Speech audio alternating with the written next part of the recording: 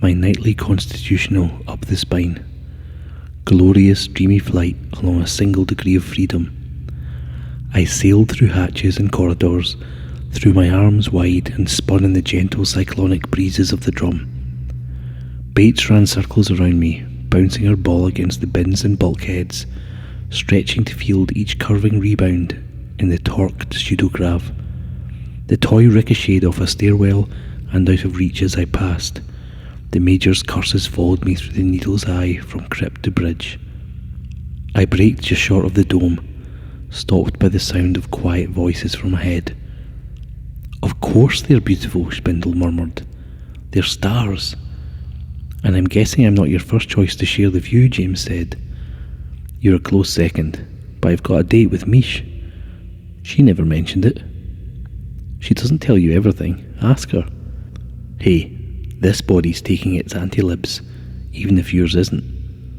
"Mind out of the gutter, Suze. Eros is only one kind of love, eh? Ancient Greeks recognised 4. "Right. Definitely not Susan anymore.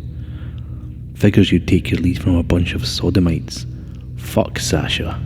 All I'm asking is a few minutes alone with Mish before the whip starts cracking again." "My body too, Ike. You want to pull your eyes over my wool?" "I just want to talk, eh? Alone. Is that too much to ask?" I heard Sasha take a breath. I heard Michelle let it out. "Sorry, kid. You know the gang." "Thank God. It's like some group inspection whenever I come looking for FaceTime." "I guess you're lucky they like you then." "I still say you ought to stage a coup." "You could always move in with us." I heard the rustle of bodies and gentle contact. "How are you?" Spindle asked. "You okay?" "Pretty good. I think I'm finally used to being alive again. You?" "Hey, I'm a spaz no matter how long I've been dead. You get the job done." "Why, merci. I try." A small silence. Theseus hummed quietly to herself. "Mum was right," Michelle said. "They are beautiful." "What do you see when you look at them?" And then, catching himself, "They're prickly," Michelle told him. "When I turn my head, it's like bands of very fine needles rolling across my skin in waves. But it doesn't hurt at all, it just tingles. It's almost electric. It's nice." "Wish I could feel that way." "You've got the interface. Just patch a camera into your parietal lobe instead of your visual cortex." "That'd just tell me how a machine feels, Vision, eh? Still wouldn't know how you do." "Isaac Spindle, you're a romantic." "Nah." "You don't want to know. You want to keep it mysterious. Already got more than enough mystery to deal with out here, in case you hadn't noticed." "Yeah, but we can't do anything about that." "That'll change.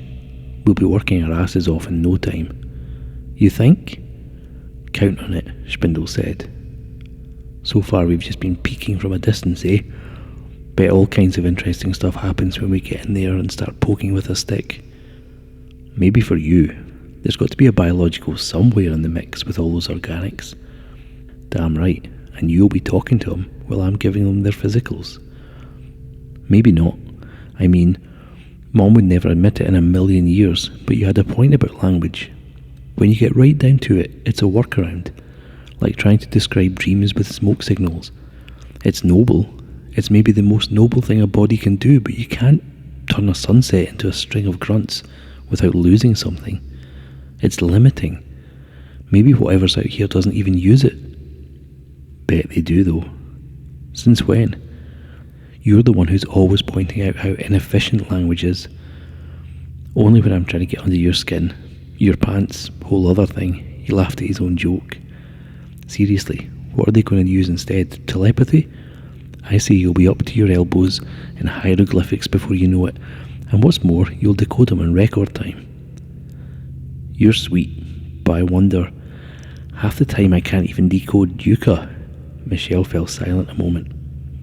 "He actually kind of throws me sometimes." "You and 7 billion others." "Yeah, I know it's silly, but when he's not around, there's part of me that can't stop wondering where he's hiding. And when he's right there in front of me, I feel like I should be hiding. It's not his fault he creeps us out. I know, but it's hardly a big morale booster. What genius came up with the idea of putting a vampire in charge? Where else are you going to put him, eh? You want to be the one giving orders to him? And it's just the way he moves, the way he talks. It's just wrong.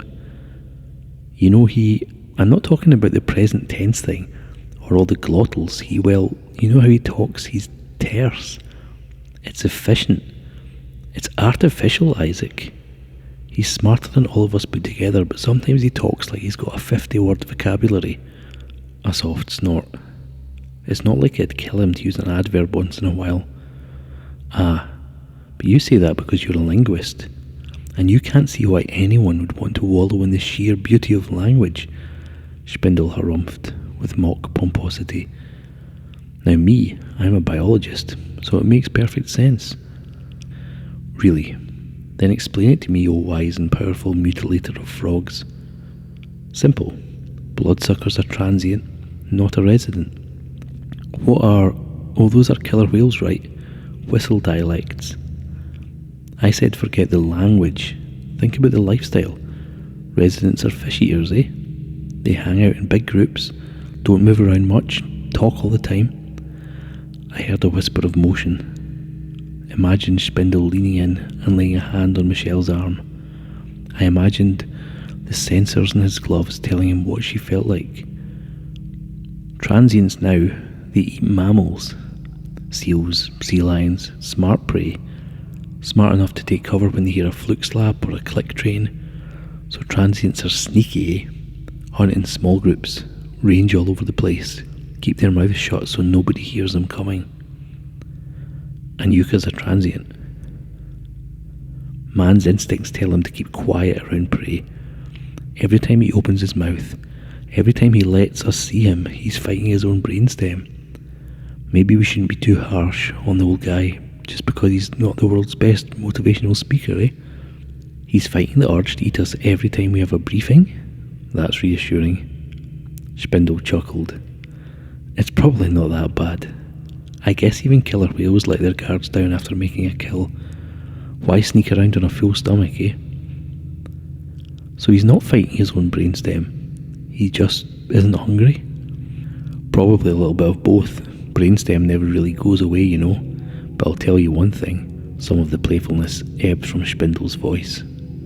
I've got no problem if Sarasti wants to run the occasional briefing from his quarters. But the moment we stop seeing him altogether, that's when you start watching your back.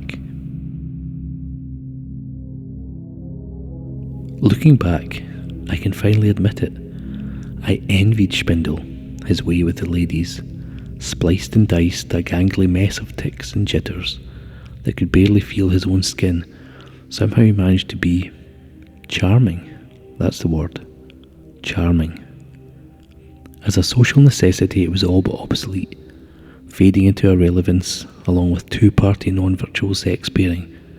But even I tried one of those, and it would have been nice to have had Spindle's self-deprecating skill set to call on, especially when everything with Chelsea started falling apart. I had my own style, of course. I tried to be charming in my own peculiar way. Once, after one too many fights about honesty and emotional manipulation, I started to think that maybe a touch of whimsy might smooth things over. I had come to suspect that Chelsea just didn't understand sexual politics. Sure, she'd edited brains for a living, but maybe she just memorised all that circuitry without giving any thought to how it had arisen in the first place, to the ultimate rules of natural selection that had shaped it. Maybe she honestly didn't know that we were evolutionary enemies, that all relationships were doomed to failure. If I could slip that insight into her head, if I could charm my way past her defences, maybe we'd be able to hold things together. So I thought about it, and I came up with the perfect way to raise her awareness. I wrote her a bedtime story, a disarming blend of humour and affection, and I called it The Book of Oogenesis. In the beginning were the gametes, and though there was sex, there was no gender and life was in balance. And God said, "Let there be sperm." And some seeds did shrivel in size and grow cheap to make, and they did flood the market. And God said, "Let there be eggs." And other seeds were afflicted by a plague of sperm, and yea, few of them bore fruit, for sperm brought no food for the zygote, and only the largest eggs could make up the shortfall, and these grew yet larger in the fullness of time. And God put the eggs into a womb, and said, "Wait here, for thy bulk has made thee unwieldy, and sperm must seek thee out in thy chambers. Henceforth shalt thou be fertilized internally." And it was so. And God said to the gametes, "The fruit of thy fusion may abide in any place, and take any shape. It may breathe air or water, or the sulphurous muck of the hydrothermal vents. But do not forget my one commandment unto you, which has not changed from the beginning of time. Spread thy genes." And thus did sperm and egg go out into the world. And sperm said, "I am cheap and plentiful. If sowed abundantly, I will surely fulfill God's plan. I shall forever seek out new mates and then abandon them when they are with child, for there are many wombs and little time." But egg said, "Lo, the burden of procreation weighs heavily upon me. I must carry flesh that is but half mine, gestate and feed it even when it leaves my chamber." For by now many of Egg's bodies were warm of blood and furry besides. "I can have but few children. I must devote myself to those and protect them every turn. And I will make sperm help me, for he got me into this. And though he doth struggle at my side, I shall not let him stray, nor lie with my competitors." And sperm liked this not. And God smiled, for its commandment had put sperm and egg at war with each other, even unto the day they made themselves obsolete. I brought her flowers one dusky Tuesday evening when the light was perfect. I pointed out the irony of that romantic old tradition, the severed genitalia of another species offered as a pre-copulatory bribe. And then I recited my story just as we were about to fuck. To this day, I still don't know what went wrong.